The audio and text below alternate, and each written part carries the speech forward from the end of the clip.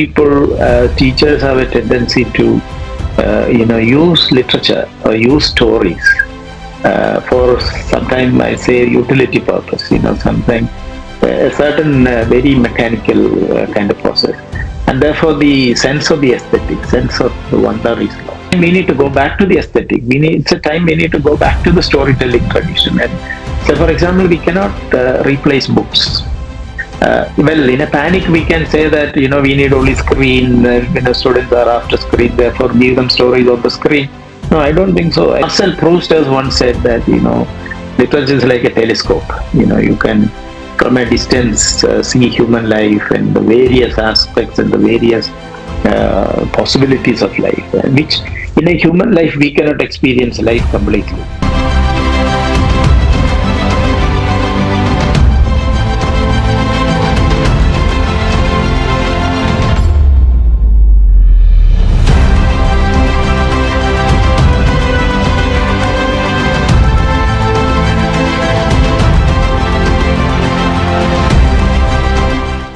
Humanity. So, that is something that actually rules our minds. So we need to first of all work with that first thing. That is what I always think. Policy makers, syllabus makers, and all of them, they are all, guided by this idea that literature is one and science is different. So there is this sort of conflict and sort of competition and sort of superior-inferior feeling.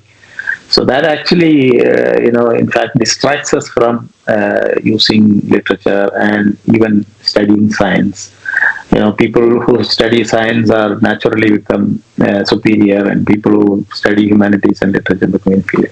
So that is the first point I want. And second thing is that while we are using literature to say something or to teach something, as Dr. Uni was mentioning, we sometimes that aesthetic element is lost. See, that also must be taken into consideration. For example, over the years we have been using stories to teach language or grammar. So what we over the years lost is that feeling of the aesthetic, feeling of the sense of wonder, the sense of beautiful.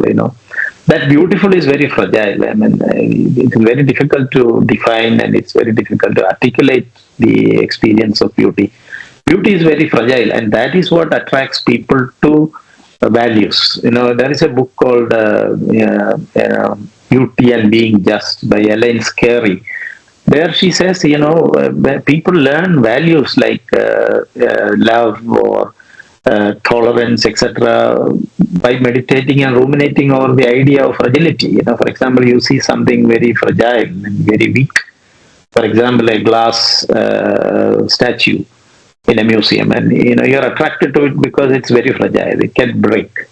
So once you realize that it's fragile, and you say it is beautiful, and that attracts you to the idea of preserving it, and that preservation comes out of loving it.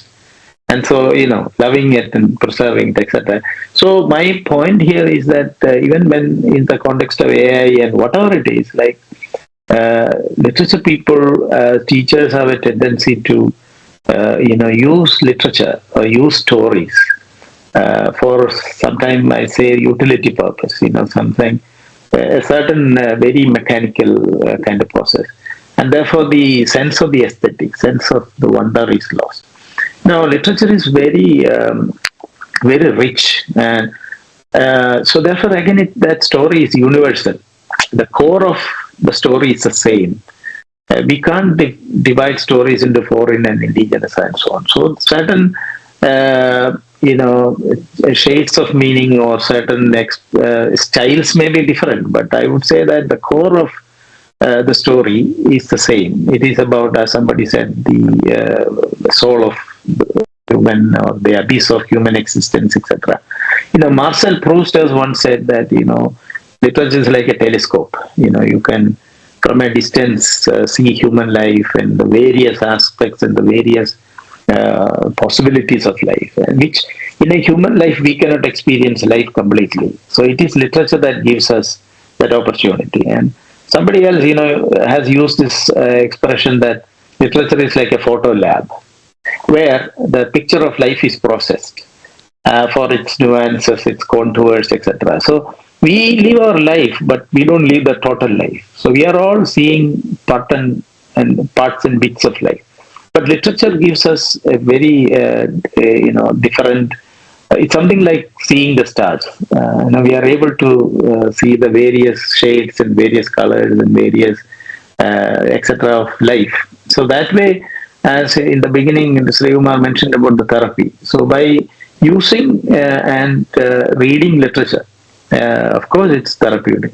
And so I just want to conclude by saying again that we should not sacrifice the aesthetic while we are using stories for whatever purpose it is. Now, we can't mechanically teach values through literature. So therefore, whatever comes, rightly Dr. Unni mentioned it. Many technologies that they came and left. So let's use them, but we don't need to be terrorized by them. And so this is a time we need to go back to the aesthetic. It's a time we need to go back to the storytelling tradition. And so, for example, we cannot replace books. Well, in a panic, we can say that we need only screen. Students are after screen, therefore give them stories on the screen. No, I don't think so. I think that is also a passing thing. So books are irreplaceable in sense. Now, people say newspapers will die. Then they have not died anymore. So books will not die. So therefore, sometimes we need to train our students to read books, feel books, transact with books, read the pages, and reflect on it, etc., etc.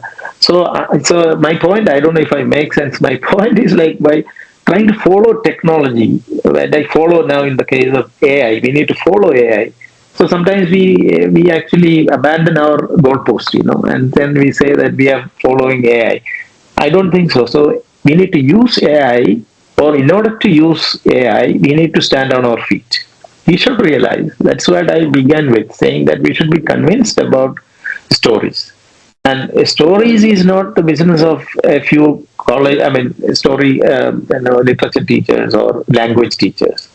Story is a common legacy of the whole humanity. Whether they the fact is that it appears or it exists in different forms or different varieties, etc. But it's all the same, and it's a responsibility of all of us, all the policymakers, all politicians, all of us to preserve it and use it properly to train our imagination, train the human values, train the humanities of train the humanity in a way. So otherwise, it's a big loss. That is what we should realize. So we should go back and first of all, we should be convinced and we should be self-confident about what we are doing.